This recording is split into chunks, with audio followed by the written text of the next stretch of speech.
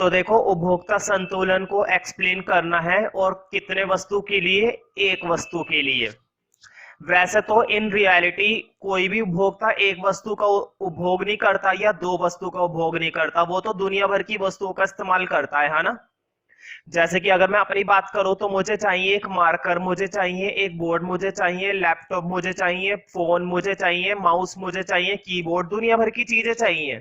अगर मुझे पढ़ाना है तो पढ़ाने के लिए दुनिया भर की चीजें चाहिए। इसी तरह से तुम अपने ऊपर ले सकते हो कोई सी भी बात, है ना।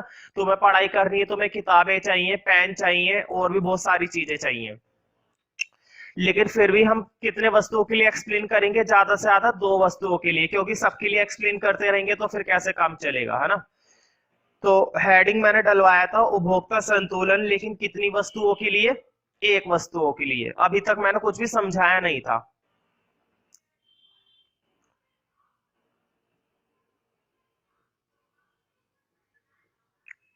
उपभोक्ता संतुलन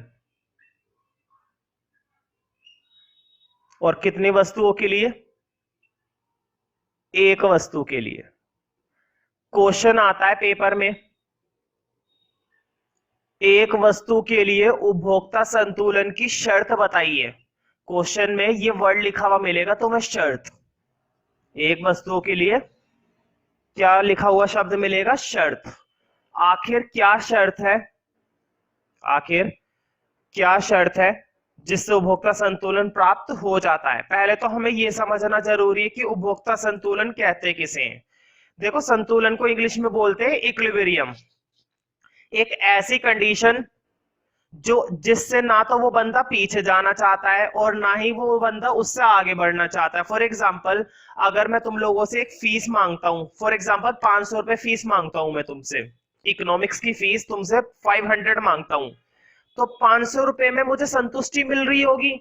भाई 500 से कम में मेरा काम नहीं चल रहा, 500 से ज्यादा की मुझे जरूरत नहीं है। मतलब कि 500 रुपए मेरे लिए कैसा प्राइस माना जाएगा? संतुलन का प्राइस। मुझे खुशी है, मुझे जितना सेटिस्फेक्शन चाहिए 500 रुपए से मुझे उतना सेटिस्फेक्शन मिल रहा है, ना उससे ज्यादा और ना ही उससे कम। कहने का मतलब ये कि उपभोक्ता संतुलन कहने का मतलब एक ऐसी स्थिति जब किसी भी व्यक्ति को, एक ऐसी स्थिति जब किसी भी व्यक्ति को उस वस्तु से सबसे ज्यादा क्या मिलती है? संतुष्टि, सेटिस्फेक्शन।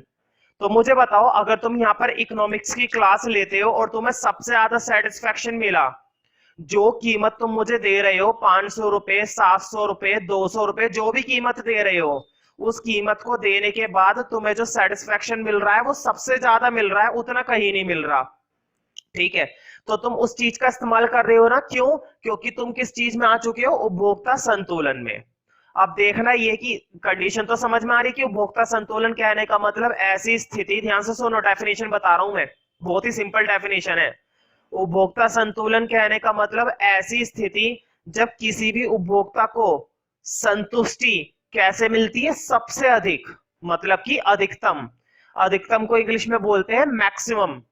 जब किसी भी व्यक्ति को सबसे ज्यादा संतुष्टि मिल रही होती है तो वही स्थिति क्या कहलाती है? उपभोक्ता संतुलन। तो देखो, उपभोक्ता संतुलन को समझाने से पहले मैं तुम्हें एक डेफिनेशन लिखवाऊंगा कि उपभोक्ता संतुलन होता क्या है। ठीक है, तो पहले तो नंबर 1 पॉइंट में उपभोक्ता संतुलन की डेफिनेशन लिखो। देखो, नंबर 1 में पहले हेडिंग डाल दो उपभोक्ता संतुलन, फिर लिखना डेफिनेशन। ठीक है, उपभोक्ता संतुलन का पहले नंबर 1 में हेडिंग डाल दो, जैसे कि हम उसकी डेफिनेशन लिखने वाले हैं ना, तो उसके आगे पहले उसका नाम लिख दो, उपभोक्ता संतुलन। अब लिखो परिभाषा। उपभोक्ता संतुलन एक ऐसी स्थिति है जिसमें उपभोक्ता संतुलन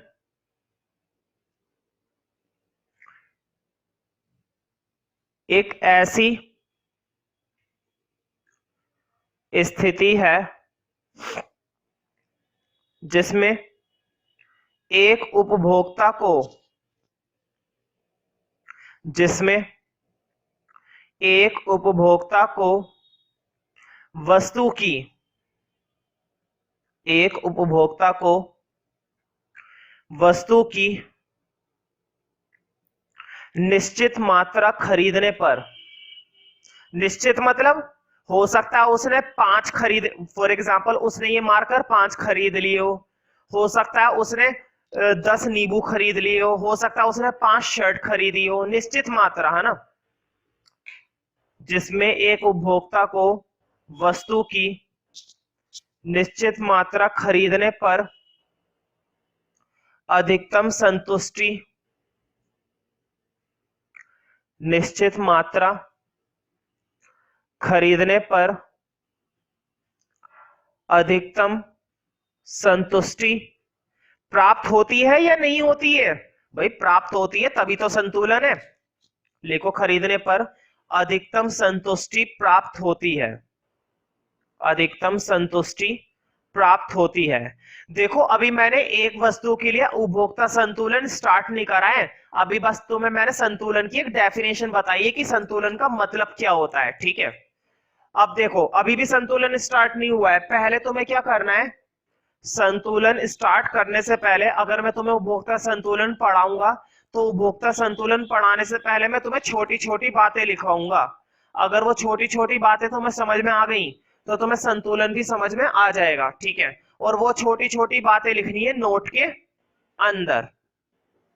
ध्यान रखना, एक वस्तु के लिए उपभोक्ता संतुलन की शर्त अभी शुरू नहीं हुई है, ना ही मैंने उस टॉपिक के बारे में कुछ बताया है, अभी बस मैंने तुम्हें उपभोक्ता संतुलन की डेफिनेशन बताई है बस, ठीक है। अब पहले नोट के अंदर 3 बातें लिखो। अगर तुम्हें उपभोक्ता संतुलन समझना है तो तुम्हें इन 3 बातों को समझना बहुत जरूरी है। लिखो पहले नोट, नोट के अंदर लिखो उपभोक्ता संतुलन के लिए 3 बातों का, उपभोक्ता संतुलन के लिए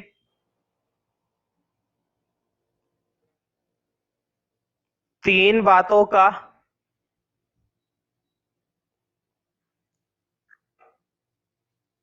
ध्यान रखना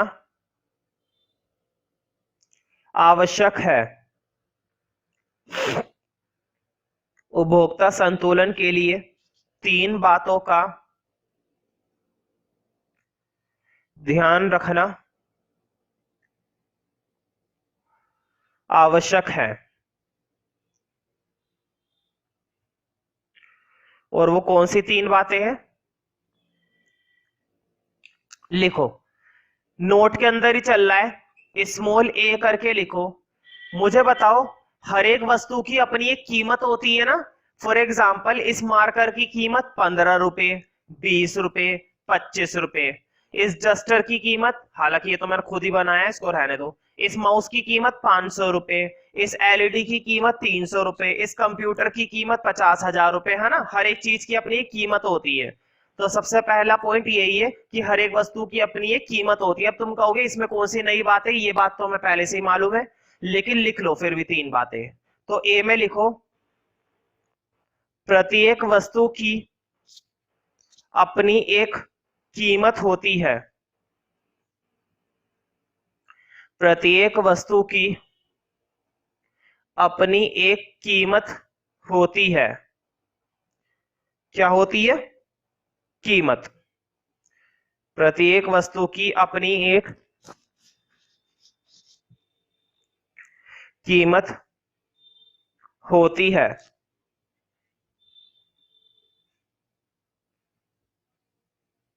कीमत होती है, ठीक है।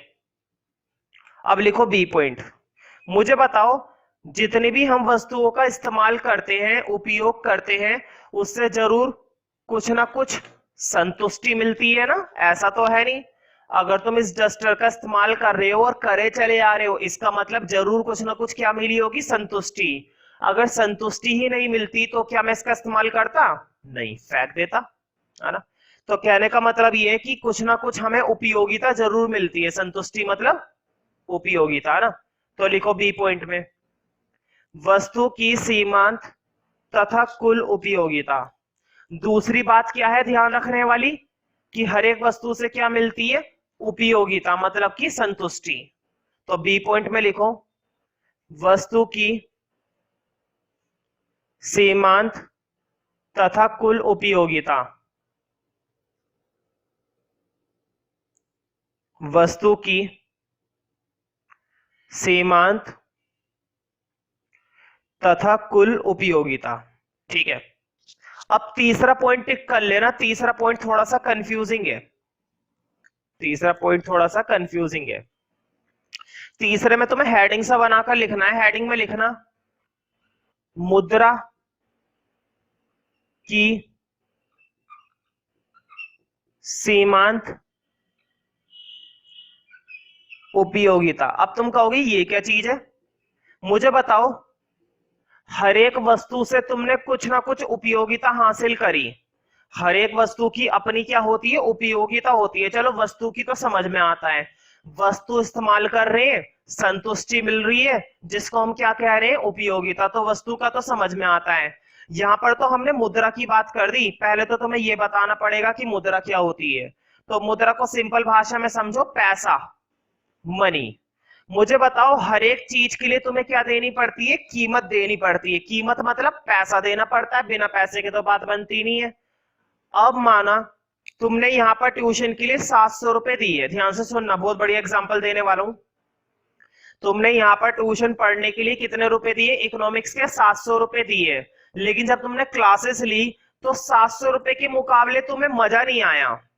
मतलब जिस हिसाब से मैं फीस ले रहा था उस हिसाब से तुम्हें सेटिस्फेक्शन नहीं मिला, तो क्या तुम इस ट्यूशन को ज्वाइन करोगे? क्या तुम्हें 700 रुपए के बराबर उपयोगिता मिली? नहीं मिली ना, क्योंकि अगर तुम्हें 700 रुपए के बराबर उपयोगिता मिलती या उससे ज्यादा मिलती, देखो ज्यादा चल सकती है, कम नहीं चल सकती, लेकिन या फिर बराबर चल सकती है। तो जब तुम्हें 700 रुपए के बराबर उपयोगिता मिली ही नहीं, तो तुम क्या उस चीज का इस्तेमाल करोगे? नहीं करोगे। तो हर एक व्यक्ति के लिए कुछ रुपए की उपयोगिता होती है, जिसे हम क्या कहते हैं, मुद्रा की सीमांत उपयोगिता। फॉर एग्जाम्पल, इस मार्कर को मैंने 25 रुपए में खरीदा मार्केट से, लेकिन जब मैंने इसको यूज करा तो बिल्कुल भी सेटिस्फेक्शन नहीं मिला, मेरे 25 रुपए क्या हो गए, वेस्ट। क्या मुझे 25 रुपए के बराबर उपयोगिता मिल पाई? नहीं। एक ही दिन चला बस, मैं इससे कितने रुपए वसूल कर पाया जा सकता था, 1 रुपए या 2 रुपए, क्योंकि अगले दिन ही वेस्ट हो गया, है ना। कुछ तो यूज कर लिया, खैर मैंने, कुछ तो मिली, लेकिन 25 रुपए के बराबर नहीं मिली। तो हम कहते हैं कि जब हम किसी चीज की कीमत देते हैं ना, तो उस कीमत, उस मनी के बराबर हमें क्या मिलनी चाहिए, उपयोगिता, जिसे हम क्या कहते हैं, मुद्रा की सीमांत उपयोगिता। अब मैं तुमसे एक छोटा सा एग्जांपल पूछूंगा और मुझे मालूम है तुम उसका जवाब जरूर दोगे। देखो, तुमने कहा कि मुझे 1 रुपए में 5 यूटिल की उपयोगिता मिलती है। सबका अपना अपना हिसाब होता है भाई, ट्यूशन सब लगवाते हैं, 700 रुपए पे करते हैं, लेकिन फाइनल टर्म के अंदर क्या मार्क्स सभी के बराबर आएंगे? कोई गारंटी नहीं है, किसी के बहुत ज्यादा आ सकते हैं, किसी के थोड़े कम आएंगे, किसी के ऑन एवरेज आएंगे, सबका अपना अपना हिसाब होता है। हो सकता है ज्यादातर बच्चों के ज्यादा मार्क्स आ जाएं, कुछ बच्चे फेल हो जाएं, ठीक है, कुछ भी हो सकता है, ये तो एग्जाम्पल है, ये तो सिर्फ मैं क्या दे रहा हूं, एग्जाम्पल दे रहा हूं, ताकि मैं तुम्हें ये चीज समझा दूं। तो ये हुआ, तुमने कहा कि मुझे 1 रुपए में कितनी उपयोगिता मिलती है, 5 यूटिल, तो तुम्हारी मुद्रा की सीमांत उपयोगिता क्या मानी जाएगी, 5 यूटिल। तुम कहोगे हमेशा 1 रुपया लेना है, भाई बेसिक यूनिट तो यही होती है, 1 रुपया, 1 रुपया ही होती है, तुम इससे 10 रुपए की नहीं बना सकते। बोर्ड पे देखो, अगर 1 रुपए में 5 यूटिल है, तो बताओ 10 रुपए में कितना यूटिल हो जाएगा। बच्चों का खेल ही करना, देखो 1 रुपए में अगर 5 यूटिल मिल रहा है, तो 10 रुपए में क्या तुम्हें 50 यूटिल नहीं मिलेगा? तो या तो तुम्हें बस यही करना है कि 1 रुपए में कितना मिलेगी, क्वेश्चन तुम्हें बता देगा कभी कभी कि 1 रुपए में कितना मिल रही है। 1 रुपए में 1 यूटिल मिल रही है, या 1 रुपए में 2 यूटिल मिल रही है, या 1 रुपए में 5 यूटिल मिल रही है। तुम कहोगे इसका क्या काम है, अभी जब मैं उपभोक्ता संतुलन पढ़ाऊंगा ना, तब तुम्हें समझ में आ जाएगा, लेकिन पहले कई बार आ चुका है कि मुद्रा की सीमांत उपयोगिता का क्या मतलब है, समझाइए। तो तुम्हें 1 नंबर में इसकी डेफिनेशन भी बतानी है, अलग से आ चुका है सेपरेट, इसलिए मैं इसकी डेफिनेशन लिखवा रहा हूं। और देखो डेफिनेशन कितनी आसान है, ध्यान से सुनना। हर एक वस्तु की हम एक कीमत देते हैं, हर एक वस्तु की हम क्या देते हैं, कीमत देते हैं। इस मार्कर की कीमत है ना, तो उस कीमत के बराबर जो उपयोगिता हमें मिलती है, वो उपयोगिता कहलाती है मुद्रा की सीमांत उपयोगिता। लिखो, मुद्रा की सीमांत उपयोगिता का अर्थ है कि, इसी के आगे लिखना है, सेमीकोलन के आगे, मुद्रा की सीमांत उपयोगिता का अर्थ है कि किसी वस्तु के लिए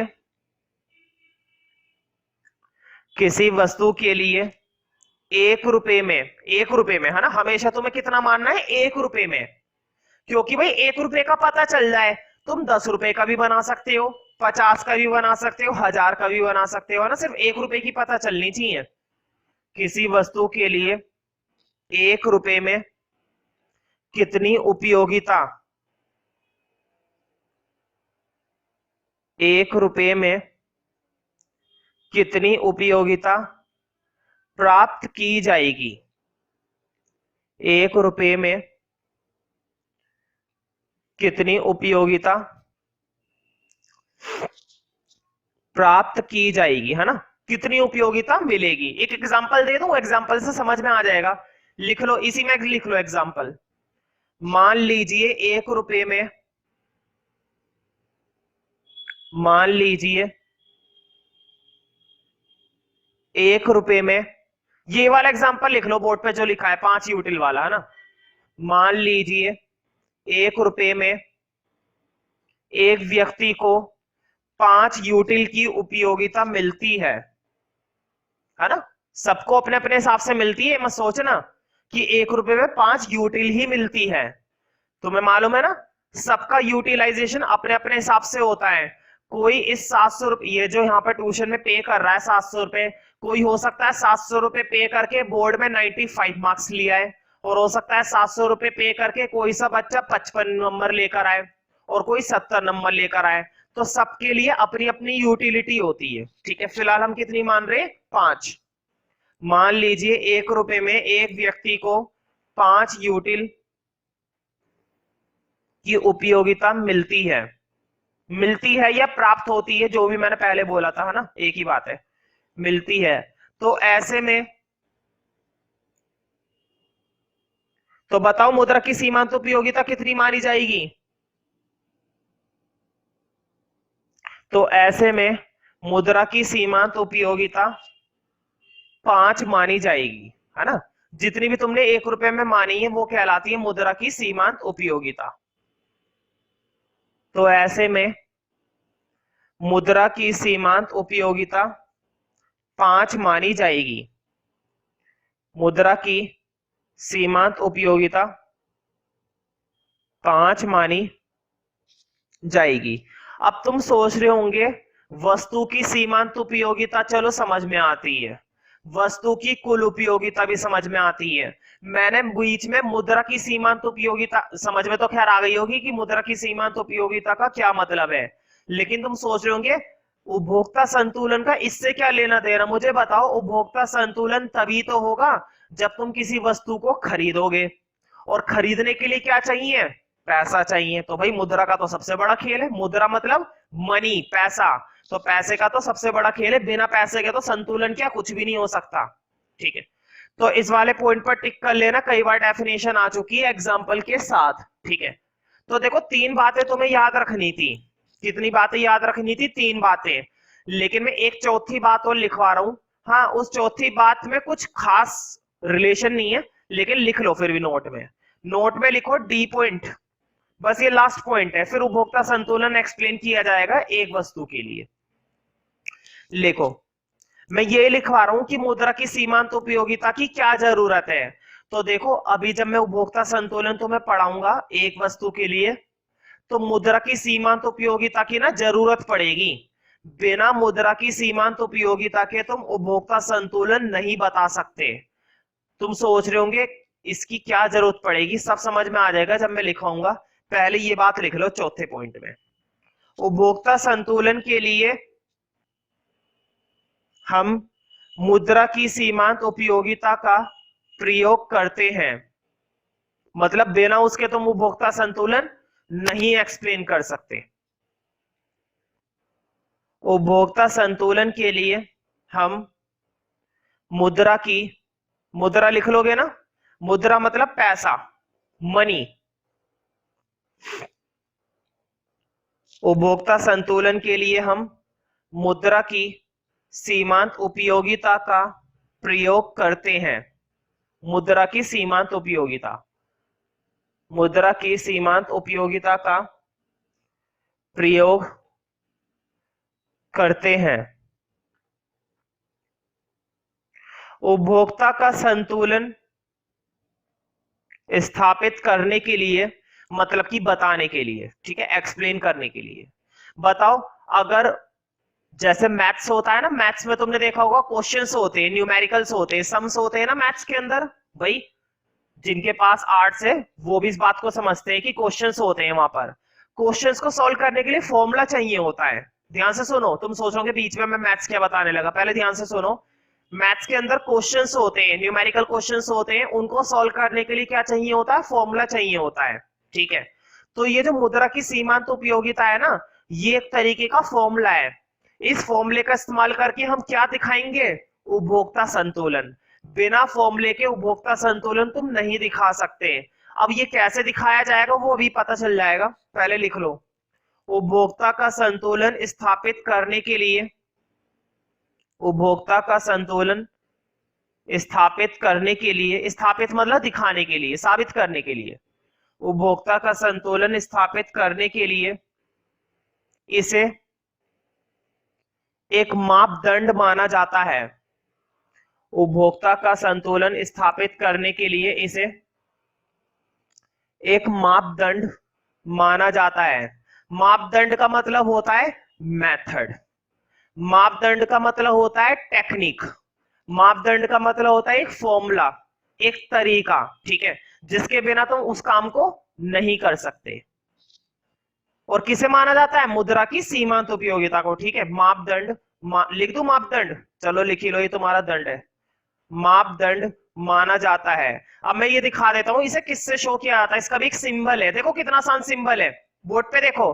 तुम कहोगे भैया मजा आ गया, इतना आसान सिंबल है। देखो तुम्हें क्या बनाना है सिंबल, मुद्रा की सीमांत उपयोगिता का। मुझे बताओ सीमांत उपयोगिता को शॉर्ट में क्या बोलते हैं, एमयू। ये बात तो क्लियर है तुम्हें।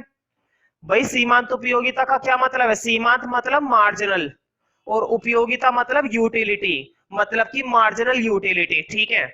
मुझे बताओ ये वस्तु की सीमांत उपयोगिता है या मुद्रा की, ये जो मैं सीमांत उपयोगिता की बात कर रहा हूं ये मुद्रा की सीमांत उपयोगिता है ना। और मुद्रा को किससे रिप्रेजेंट किया जाता है, मनी। मनी के लिए एक छोटा सा एम बनाना है, और कहां पे बनाना है, हमेशा नीचे ही बनाते हैं। देखो कैसे पढ़ेंगे, marginal utility of money, marginal utility of money, मुद्रा की सीमांत उपयोगिता, ठीक है। तो लिख लो, इसे में लिखो मापदंड माना जाता है, लिखो जिसे एम यू एम से दिखाया जाता है। बोर्ड पे लिखा हुआ है एम यू एम, बोर्ड पे देखो एम यू एम, जिसे एम यू एम से दिखाया जाता है, जिसे एम यू एम से दिखाया जाता है। इसमें परिवर्तन नहीं होता, ये सबसे बड़ी बात है। किसी भी रुपए से जितनी उपयोगिता तुम्हें मिल रही है ना वो फिक्स रहती है, रियल में रहती है नहीं रहती इस बात की तो कोई गारंटी नहीं है, लेकिन किताब में हमें मानकर चलना पड़ रहा है। इसमें परिवर्तन नहीं होता।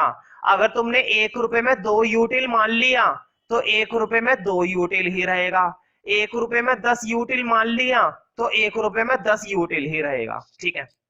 इसमें परिवर्तन नहीं होता, इसे स्थिर माना जाता है। कई बार पेपर में आ चुका है ये बात 1 नंबर में कि क्या मुद्रा की सीमांत उपयोगिता में परिवर्तन होता है, तो तुम्हें बताना है नहीं, इसे स्थिर माना जाता है। स्थिर मतलब जिसमें परिवर्तन नहीं होता। तो देखो अब हम उपभोक्ता संतुलन एक्सप्लेन करेंगे। अब हमें ये 3-4 बातें बहुत अच्छे से याद हैं और समझ में आती हैं कि क्या वस्तु की कीमत होती है, क्या वस्तु की सीमांत उपयोगिता होती है, और क्या मुद्रा की सीमांत उपयोगिता होती है। अब तुम्हें ये संतुलन का टॉपिक और अच्छे से समझ में आएगा।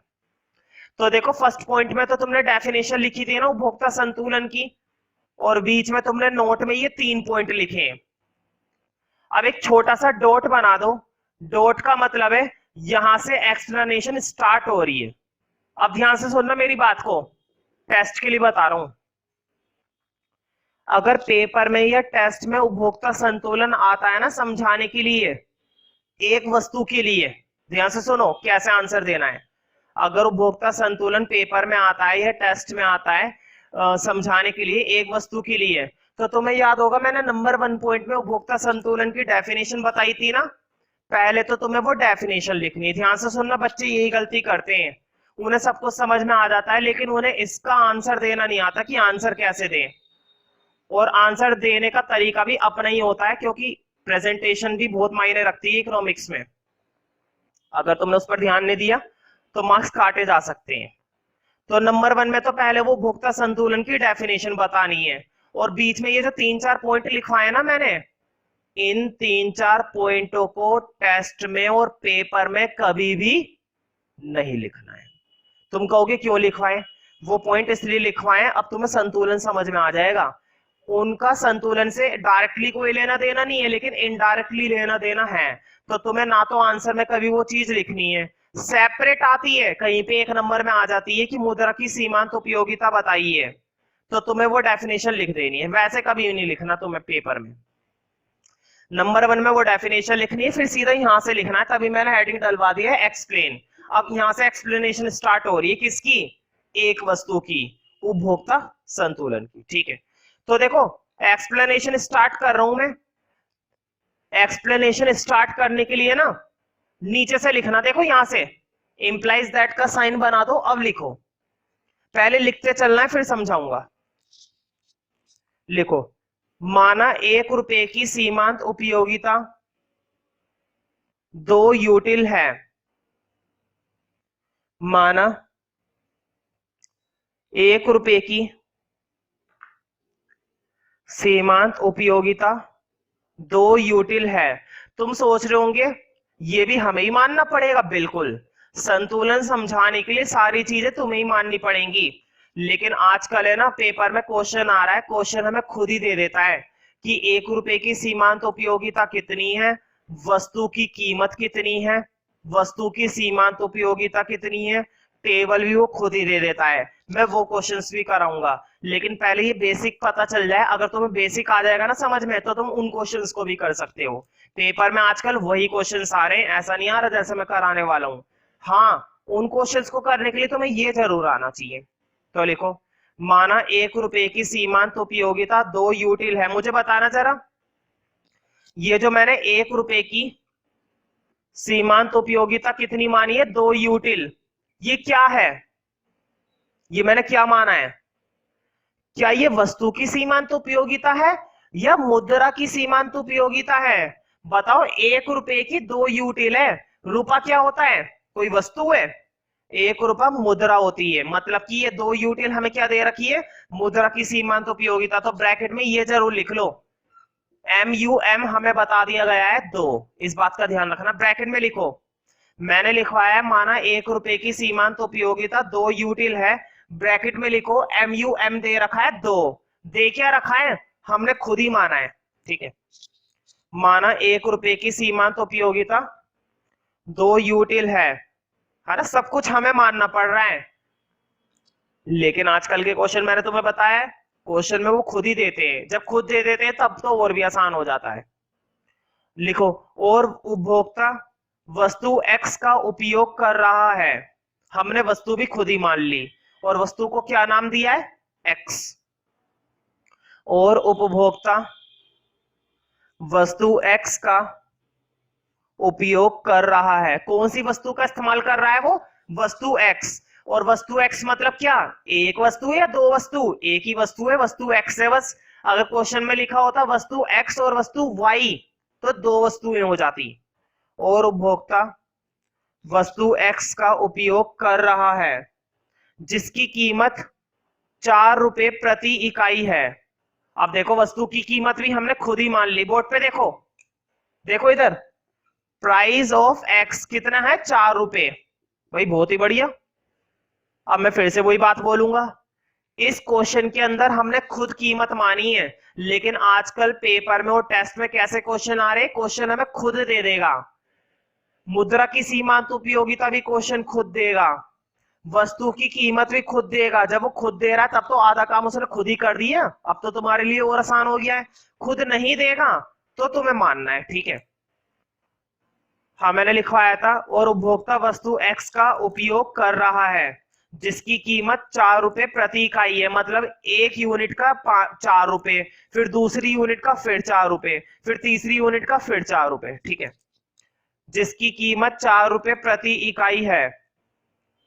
तो उपभोक्ता संतुलन को निम्नलिखित रूप से समझा जा सकता है। उपभोक्ता संतुलन को निम्नलिखित रूप से उपभोक्ता संतुलन को निम्नलिखित रूप से समझा जा सकता है। कौन से रूप से? निम्नलिखित रूप से। उपभोक्ता संतुलन को निम्नलिखित रूप से समझा जा सकता है। पहले हमें कुछ चीजें माननी होती है। तुमने सीमांत उपयोगिता मान ली मुद्रा की, तुमने वस्तु एक्स मान ली और उसकी कीमत कितनी मान ली? 4 रुपए मान ली। अब तुम कहोगे हमेशा 4 रुपए माननी है, मैं बोलूंगा नहीं, तुम 10 रुपए मान सकते हो, तुम 3 रुपए मान सकते हो, तुम 7 रुपए मान सकते हो। तुम कहोगे वो जो 1 रुपए की मैंने 2 यूटिल मानी है, क्या ये 1 रुपए में 2 यूटिल ही मानना है? नहीं, तुम 1 रुपए में 5 यूटिल मान सकते हो, 1 रुपए में 7 यूटिल मान सकते हो। ठीक है, मैं क्वेश्चन को इसलिए बता रहा हूं ताकि तुम खुद से मानना सीखो, ना कि तुम याद करना सीखो। कभी रट डालो इसे कि मैंने 2 माना था तो तुम भी 2 मानो। बस क्वेश्चन सही होना चाहिए, क्वेश्चन सही होगा तो बढ़िया रहता है। ठीक है, अब मैं तुम्हें बताऊंगा उपभोक्ता संतुलन की शर्त क्या होती है। अब एक्सप्लेन करेंगे। यहां तक तो बस मैंने क्या करा था, अपने आप से लेट करा था, चीजों को खुद माना था। अब करेंगे एक्सप्लेन उपभोक्ता संतुलन की शर्त। देखो, शर्त का मतलब तुम्हें मालूम होगा। बताओ, शर्त यही तो होती है, अगर ये शर्त पूरी होगी तो ही मैं काम करूंगा वरना नहीं करूंगा। शर्त का क्या मतलब होता है? फॉर एग्जाम्पल, हाँ, तुम मेरे पास पढ़ने आए और तुमने कहा कि एक शर्त पर मैं फीस दूंगा या दूंगी, एक शर्त पर फीस दूंगा या दूंगी कि 1 महीने बाद इसके अच्छे मार्क्स आने चाहिए टेस्ट में। शर्त क्या थी?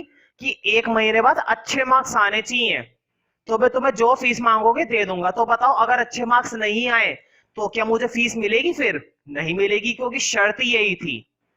अब यहां पर तुम्हें क्या बतानी है? उपभोक्ता संतुलन की शर्त एक वस्तु के लिए, अगर वो शर्त पूरी हुई तो ही संतुलन मिलेगा, अगर वो शर्त अधूरी रह गई तो वो संतुलन नहीं मिलने वाला।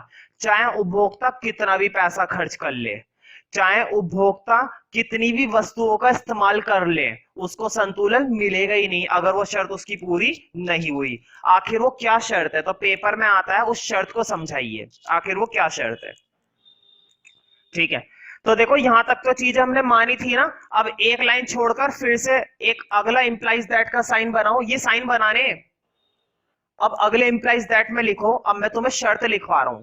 ठीक है, लिखो, उपभोक्ता संतुलन की शर्त यह है कि, पहले मैं तुम्हें उपभोक्ता संतुलन की शर्त सिंबल में लिखवा रहा हूं, लेकिन तुम्हें नोट नहीं करनी। वो जो सिंबल वाली शर्त है ना, वो अभी नहीं नोट करनी, जब मैं बोलूंगा तब नोट करनी है, अभी मत करना। देखो शर्त क्या है, मुझे बताओ।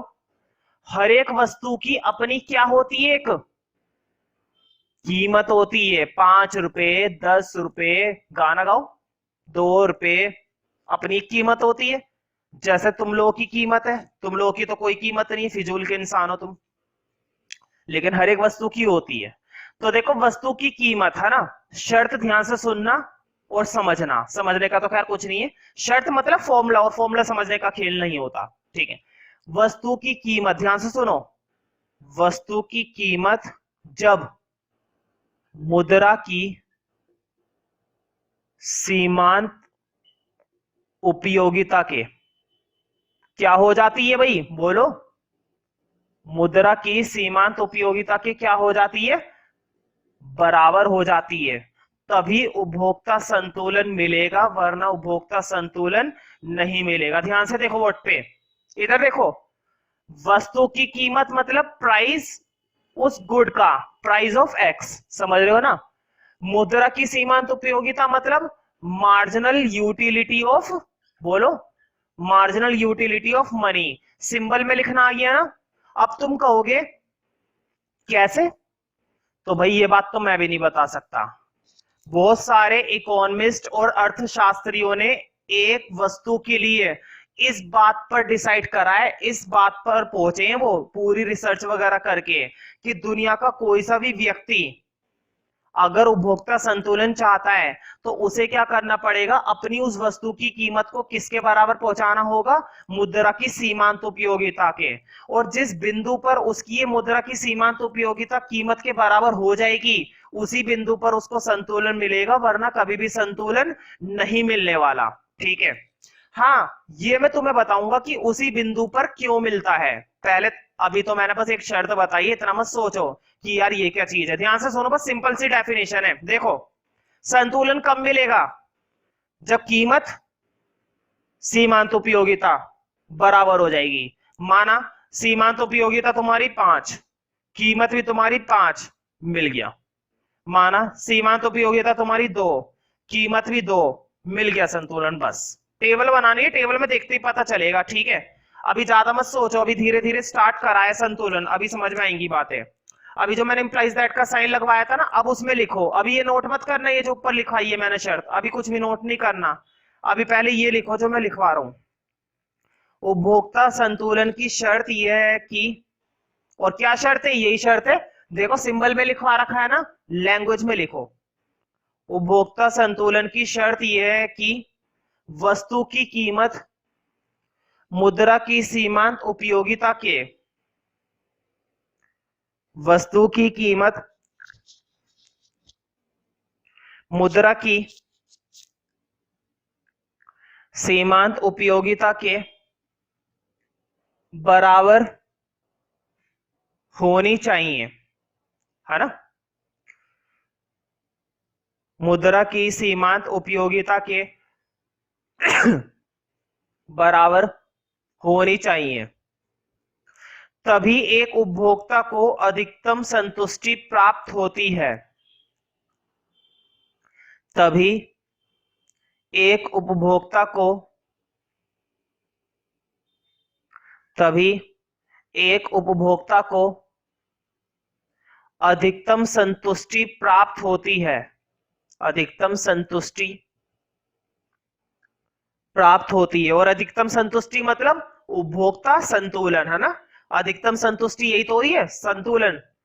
उपभोक्ता को अधिकतम संतुष्टि प्राप्त होती है, लिखो, अर्थात उपभोक्ता संतुलन में होता है। अर्थात उपभोक्ता किसमें होता है भाई, संतुलन में। अर्थात उपभोक्ता संतुलन में होता है, उपभोक्ता संतुलन में होता है। इसे निम्नलिखित तालिका की सहायता से, इसे निम्नलिखित तालिका की सहायता से समझा जा सकता है। इसे निम्नलिखित तालिका की सहायता से समझा जा सकता है। ठीक है, देखो तालिका तो मैं बनवाऊंगा, तालिका बनाने से पहले ना ये लिख लो बोर्ड पे। देखो ये जो मैंने ब्रैकेट वाली चीज लिख करी है ना, ऐसे ये नोट कर लो पूरी। पहले लिखो वस्तु की कीमत बराबर मुद्रा की सीमांत उपयोगिता, है ना। फिर नीचे लिखना प्राइस ऑफ एक्स और मार्जिनल यूटिलिटी ऑफ मनी। जहां पर ये बराबर हो गए बस खेल खत्म। जिस पॉइंट पर वस्तु की कीमत और सीमांत उपयोगिता बराबर हो गई, बस खेल खत्म। ठीक है, अब एक टेबल बनानी है, वीडियो पॉज करके पहले ये नोट कर लेना अगर नहीं करा है तो, और अगर कर लिया है तो अच्छी बात है।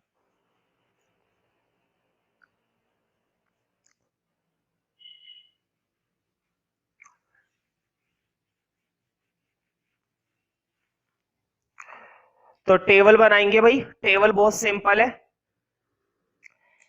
एक कॉलम में तुम्हें लिखना है इकाइयां।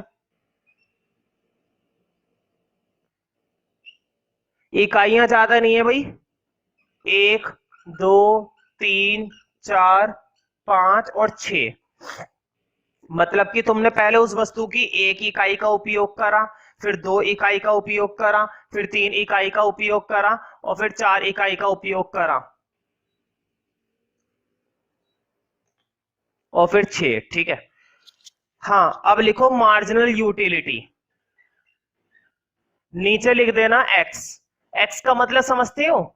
बोर्ड पे देखो, ध्यान से देखो, मैंने लिखा है मार्जिनल यूटिलिटी एक्स, और फिर मैंने लिखा मार्जिनल यूटिलिटी ऑफ मनी। दोनों में से मुझे बताओ, ये तो वस्तु की है ना, ये वस्तु की सीमांत उपयोगिता है, और वो मुद्रा की सीमांत उपयोगिता है। ध्यान से सुनो, पहले मेरी बात को सुन लो, पेन वगैरह रख दो। सबसे इंपॉर्टेंट बात, शर्त क्या है?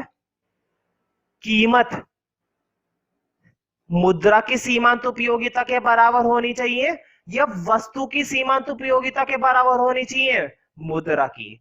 शर्त के अंदर क्या बात लिखी हुई है कि कीमत मुद्रा की सीमांत उपयोगिता के बराबर होनी चाहिए, वस्तु की नहीं। लेकिन मैंने फिगर के अंदर क्या, टेबल के अंदर क्या बना रखा है? वस्तु की सीमांत उपयोगिता, और उसके बाद क्या बनाया है? मुद्रा की सीमांत उपयोगिता। अब मेरी बात को ध्यान से सुनना, पेपर में और टेस्ट में क्वेश्चन तुम्हें वस्तु की सीमांत उपयोगिता देगा, मुद्रा की सीमांत उपयोगिता नहीं देगा। अब तुम कहोगे शर्त में तो हमें मुद्रा की सीमांत उपयोगिता चाहिए, और अगर क्वेश्चन में वस्तु की सीमांत उपयोगिता दी है तो हम मुद्रा की सीमांत उपयोगिता कैसे निकालेंगे? यही तो टेक्निक है, 2 मिनट का खेल है बस। जरा बोर्ड पे देखो, तुम कहोगे भैया मजा आ गया, कितना आसान था। हाँ, वस्तु की सीमांत उपयोगिता क्वेश्चन जरूर देगा। फिलहाल तो खैर हमने सब कुछ अपने आप ही कर रहे हैं, तो वस्तु की सीमांत उपयोगिता मैं खुद ही मान रहा हूं। हाँ, पहली यूनिट से 14, तुम्हें मालूम है ना सीमांत उपयोगिता लगातार कम होती है, याद है? कुल उपयोगिता बढ़ती है, लेकिन सीमांत उपयोगिता कभी नहीं बढ़ती। लिखो भाई, अगली यूनिट से 12, दो दो का गैप कर दो, 10, 8, 6, 4। तुम कहोगे 14 से ही शुरू करना है, मैं बोलूंगा नहीं, तुम 16 से इस्तेमाल कर लो, तुम 10 से शुरू कर लो, तुम 20 से शुरू कर लो।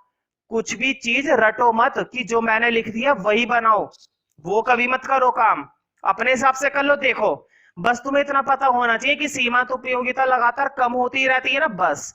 18 से शुरुआत करोगे तो क्या होगा? 18, 16, और ये भी नहीं कि दो दो का ही गैप करो, 3-3 का गैप कर लो, 4-4 का गैप कर लो, 30 से स्टार्ट कर लो, 4-4 का गैप कर लो, कोई दिक्कत नहीं है। मेरा क्या जा रहा है, ठीक है, तुम्हारे ऊपर है।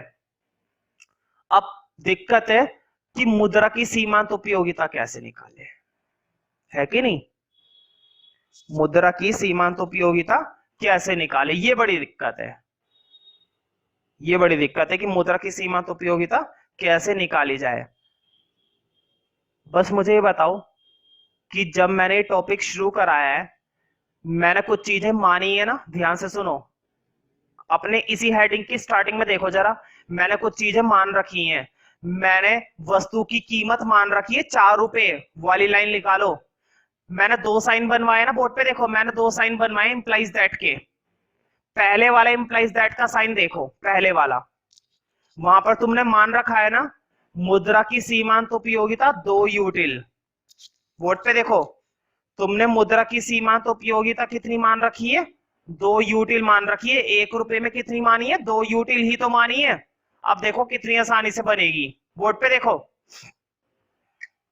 मुद्रा की सीमांत उपयोगिता तुमने 2 यूटिल मानी है। अब इधर देखो जरा, अगर तुमने 2 यूटिल मानी है ना, देखो वस्तु की सीमांत उपयोगिता है ना तुम्हारे पास, क्वेश्चन देगा तो क्वेश्चन वाली लिख लेना, क्वेश्चन नहीं देगा तो अपनी तरफ से बना लेना। कुल मिलाकर तुम्हें वस्तु की सीमांत उपयोगिता तो पता रहती है हमेशा, क्वेश्चन देगा तो भी पता चल जाएगी, क्वेश्चन नहीं देगा तो हम अपनी तरफ से लिख लेंगे, लेकिन लिख लेते हैं कुल मिलाकर। अब इधर देखो, तुम्हारे पास वस्तु की तो सीमांत उपयोगिता है, लेकिन वस्तु की का कुछ नहीं करना, उसका अचार नहीं डालना, अचार तुम्हें मुद्रा की सीमांत उपयोगिता का डालना है। अब देखो जरा, बहुत आसान है, बच्चों का खेल है। अगर मैं 4th क्लास के बच्चे को सिखा दूं ना मुद्रा की सीमांत उपयोगिता निकालना, उसे भी आ जाएगा। अब तुम अंदाजा लगा सकते हो ये वाक्य में आसान होगा, है ना? अब देखो, 2 माना था ना, देखो इधर बोर्ड पे, मार्जिनल यूटिलिटी मनी की कितनी मान रखी है? 2, हमने खुद मानी है। जरूरी नहीं है क्वेश्चन 2 यूटिल माने, हो सकता है क्वेश्चन 5 यूटिल मान ले, हो सकता है क्वेश्चन 1 यूटिल माने। क्वेश्चन जितना भी मानेगा उससे तुम्हें डिवाइड दे देना है, देखो तुमने 2 माना है तो 14 को 2 से डिवाइड दे दो 7। तुमने फिर से 2 मान रखा है, 12 को 2 से डिवाइड दे दो 6। तुमने 10 मान रखा है, फिर 2 से डिवाइड दो 5। 8 को भी 2 से डिवाइड 4, और 6 को भी 2 से डिवाइड 3, और मार्जिनल यूटिलिटी निकालने के लिए 4 को भी 2 से डिवाइड कर दो 2। तुम कहोगे 2 से ही डिवाइड करना है, मैं बोलूंगा हमेशा क्वेश्चन मार्जिनल यूटिलिटी अगर दे देगा 3, कितने से डिवाइड करोगे? 3 से। क्वेश्चन मार्जिनल यूटिलिटी दे देगा 1, मैं इसलिए कह रहा हूं टीआर जेन में ज्यादातर क्वेश्चंस के अंदर 1 रुपए की मार्जिनल यूटिलिटी पता है कितनी दे रखी है? 1 रुपए ही दे रखी है। कोई दिक्कत नहीं, 1 से डिवाइड कर देंगे। मुझे बताओ 1 से डिवाइड करने पर सेम आएगा ना? आने तो क्या जा रहा है, ठीक है। क्वेश्चन हमें 1 रुपए की मार्जिनल यूटिलिटी 10 देगा, कितने से डिवाइड करोगे? 10 से, ठीक है। अब एक कॉलम और बनाना है लास्ट, बस खत्म है अब तो क्वेश्चन। ये बनाना ये है ना असली खेल इसी चीज का है। मैं फिर से रिपीट कर देता हूं, देखो वस्तु की सीमांत उपयोगिता तुम्हारे पास थी, या तो क्वेश्चन देगा तो लिख लेना, क्वेश्चन नहीं देगा तो खुद बना लेना, ठीक है। मुद्रा की सीमांत उपयोगिता बनाना बड़ा आसान है। तुमने इसको किससे डिवाइड दे दिया? मनी की मार्जिनल यूटिलिटी से, तुरंत निकल आई, ठीक है। अब एक कॉलम और बनाना है, लास्ट कॉलम है प्राइस ऑफ एक्स, वस्तु की कीमत। बताओ क्वेश्चन में तुमने वस्तु की कीमत खुद मान रखी है ना, वही वाला साइन देखो, पहले वाला इंप्लाइज दैट का साइन देखो, मैंने वहां पर लिखवाया है वस्तु की कीमत कितनी मानी है तुमने? प्रत्येक इकाई की वस्तु की कीमत कितनी मान रखी है? 4 रुपए। पहली इकाई भी 4 की, दूसरी भी 4 की, तीसरी, चौथी, पांचवी और छठी भी 4 रुपए। हर बार कीमत कितनी है भाई? 4 रुपए। हर बार कीमत कितनी है?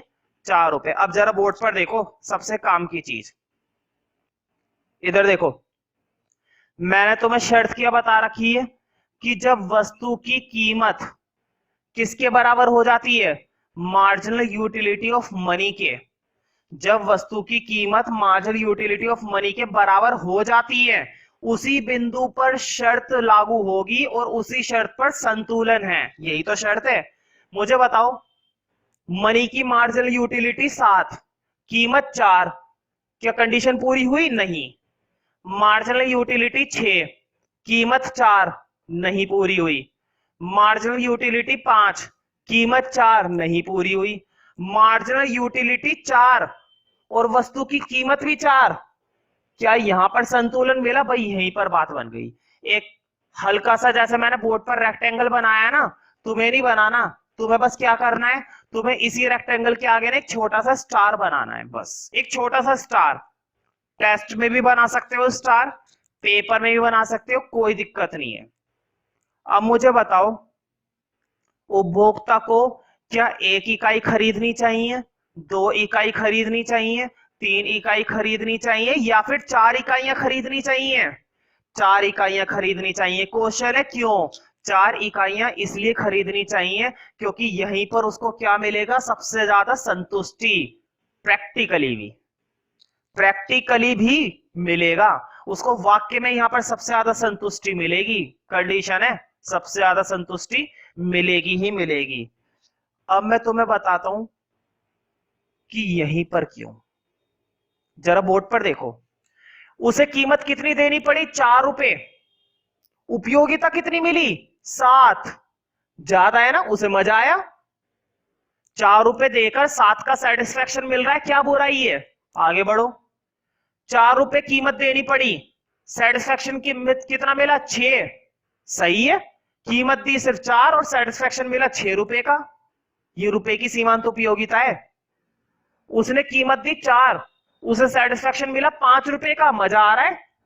जब तुम्हें कोई सी चीज उपयोग करके पैसे से ज्यादा फायदा हो रहा है, तुमने 700 रुपए की ट्यूशन पढ़ी और मार्क्स तुम्हारे खूब आए भर के, दूसरा बंदा 1000 रुपए में कहीं और पढ़ रहा था, उसके इतने मार्क्स नहीं आए जितने तुम्हारे यहां पर 700 में पढ़कर आए, तुम्हें 700 रुपए की फायदा ज्यादा मिला ना, वही चीज है।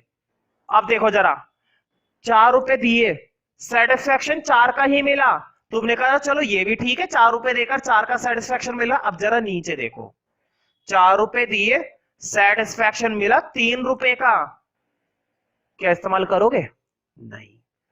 हम हर एक वस्तु की उतनी ही कीमत देते हैं जितनी उससे हमें क्या मिलती है, खुशी, जितना हमें उससे क्या मिले, संतुष्टि मिले, बिना उसके काम नहीं चलता है। ठीक है, इसका मतलब ये हुआ कि उस उपभोक्ता को संतुलन किस बिंदु पर मिलेगा, जब वो उस वस्तु की कितनी इकाइयां खरीदेगा और इस्तेमाल करेगा, सिर्फ और सिर्फ 4 इकाइयां। क्वेश्चन ये 4 से ज्यादा क्यों नहीं और 4 से कम क्यों नहीं। ठीक है, 4 से ज्यादा तो वो खरीद ही नहीं सकता। बोर्ड पे देखो, अगर वो 5 और 6 खरीदता है तो उसे सेटिस्फैक्शन 4 रुपए पे करे, सेटिस्फैक्शन कितने रुपए का मिला, 3 रुपए का। 4 रुपए पे करे लेकिन सेटिस्फेक्शन कितना मिला, 2 रुपए का। ठीक है, तो कई बार ये भी क्वेश्चन आ जाता है, लेकिन अब इसको ग्राफ में दिखाना है पहले। तो देखो, अभी मैं टेबल तुम लोगों से पूछूंगा जब मैं ग्राफ बनाऊंगा, क्योंकि मैंने तो टेबल रफ कर दी लेकिन तुम लोगों ने बना रखी है। प्लॉटिंग करना बड़ा आसान है, आसानी से प्लॉटिंग हो जाएगी। हाँ, प्लॉटिंग करने से पहले ना एक लाइन लिखो, उपभोक्ता का संतुलन वस्तु एक्स की चौथी इकाई खरीदने पर होगा।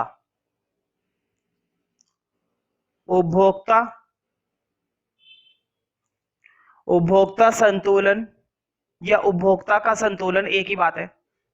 उपभोक्ता का संतुलन वस्तु एक्स की चौथी इकाई खरीदने पर होगा, क्योंकि ऐसी स्थिति में वस्तु एक्स की कीमत किसके बराबर है भाई, मुद्रा की सीमांत उपयोगिता के। और यही तो शर्त थी, यही वो शर्त थी। लिखो, क्योंकि ऐसी स्थिति में वस्तु एक्स की कीमत मुद्रा की सीमांत उपयोगिता के बराबर होगी। क्योंकि ऐसी स्थिति में वस्तु एक्स की कीमत मुद्रा की सीमांत उपयोगिता के बराबर होगी, जो कि 4 है ना। सीमांत उपयोगिता कितनी है यहाँ पर, 4, और वस्तु की कीमत भी कितनी है, 4। और कमाल की बात है कि इकाइयां भी कितनी आ रही है, 4। लेकिन ये मत सोचना कि इकाइयां भी 4 ही आती है, ये तो इत्तेफाक से इस एग्जाम्पल के अंदर 4 इकाइयां आ रही हैं, जो कि 4 है, जिसे निम्नलिखित रेखा चित्र से दर्शाया जा सकता है। जिसे निम्नलिखित रेखा चित्र से दर्शाया जा सकता है। तो देखो 6 नंबर में आए या 4 नंबर में आए, कंप्लीट एक्सप्लेन कर सकते हो, कोई दिक्कत नहीं, डायग्राम वगैरह सब बना सकते हो। जिसे निम्नलिखित रेखा चित्र से दर्शाया जा सकता है।